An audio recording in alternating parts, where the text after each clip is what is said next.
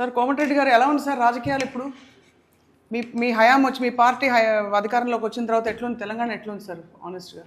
పెద్దగా మేము అనుకున్న కొన్ని పేదోళ్ళకు అందించే కార్యక్రమాలు.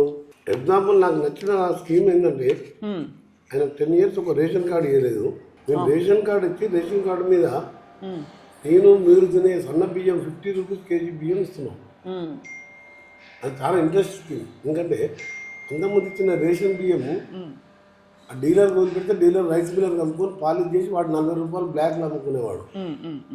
నువ్వు ఇచ్చే బియ్యం కోసం ప్రతి ఒక్కరు బియ్యం తీసుకుంటున్నావు, మంచిగా ఎంజాయ్ చేస్తున్నావు, కడుపు నిండా 2 పూటలు అడ్డం తింటున్నావు. కూలిపోతానికి ఉపాధి హామీ స్కీమ్ పెట్టింది సోనియా గాంధీ. దాంతో 200 రూపాయలు కూలీ వస్తాయి. అంటే అత్యంత నిరుపేదవాడు, ఆస్తులు లేనివాడు. ఆ రేషన్ కార్డు అనేది 10 years రేషన్ కార్డు అనేది ప్రింట్ చేయలేదు కేసీఆర్. నిజమే, మీకు ఉంటుంది రికార్డు ఉంటుంది, రికార్డు తీసుకోండి. ఏదో వాళ్ళకు కనీసం కడుపు నిండా అన్నం పెట్టలేనప్పుడు ఈ గవర్నమెంట్ ఎందుకు, ఇదెందుకు?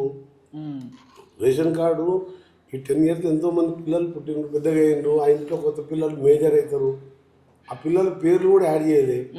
ఇవన్నీ చేసుకుంటూ దాదాపు 17 లక్షల మంది కొత్త కార్డు వచ్చి 3,10,00,000 మందికి వైట్ ఈ సన్న బియ్యం ఇస్తున్నాం.